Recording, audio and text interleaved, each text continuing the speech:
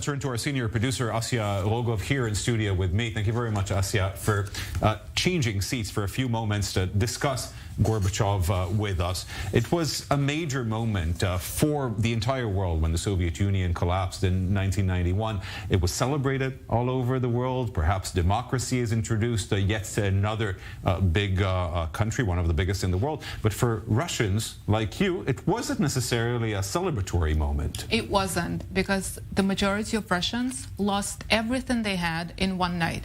Imagine people saving for buying an apartment or paying for tuition or stuff like that. They woke up the next night and this money turned into peanuts, enough to buy 200 grams of salami if you were even lucky to get your hands on salami, because the shops were empty, there was no food, and it was just a complete disarray. I will give you an example of my family. My dad was a top engineer at an institute that was affiliated with the defense ministry. They built military infrastructure in countries, let's say, like friendly to the Soviet Union, like India, Algeria, Egypt, Cuba. And we were like this proper middle class, okay? We weren't rich, but no one was rich in the Soviet Union. We were like well provided. My mom never had to work. And then when everything collapsed, all the institutions, all the banks, everything, my dad had to work as a taxi driver, and it wasn't even a taxi driver because there was no such thing as taxis. He would go in his own car, wait by a metro station for people who needed a ride and were willing to pay. And he was just like leaving early in the morning and coming back late at night. Which is also dangerous for many of these people who were looking for new professions, because the reality on the streets was very different at the time. It was crazy. Listen, we had, first of all, we had a massive constitutional crisis, a coup, tanks on the streets of Moscow. But at the same time, we had the First Chechen War. Organized crime groups started flourishing, like growing like mushrooms. And it was just so lines dark. And queues of people waiting for food. Okay, my personal example, I was about 10, and my mom and I went to the shop because there was this rumor that they started distributing like basic food like milk, buckwheat, flour.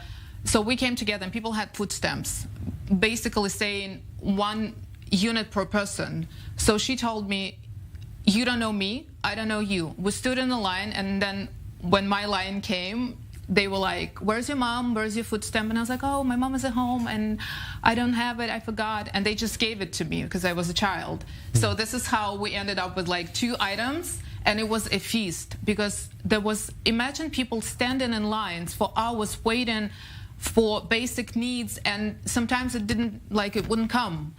Asiya, before we part, I do want to ask you about the legacy, because I think we have the privilege of speaking 30 years after you have grown up. You're here, your family, some of them are still in Russia.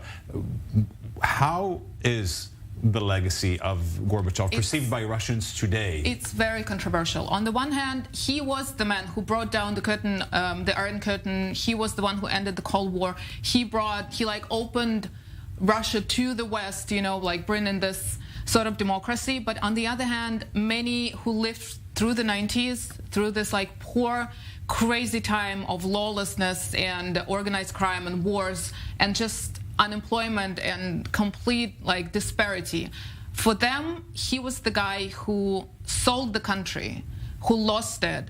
And it's very interesting in the context of Ukraine, because for many people, they see the Russian invasion now is like, we're not invading Ukraine, we're just taking back what's ours.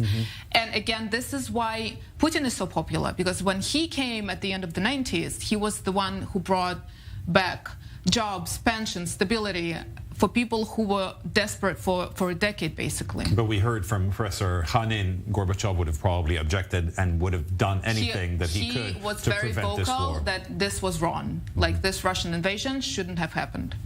Asiya Rogov, our senior producer, thank you very much for agreeing to come into our studio to share some of your insights as we say goodbye to Gorbachev, age 91, the former and last president of the USSR.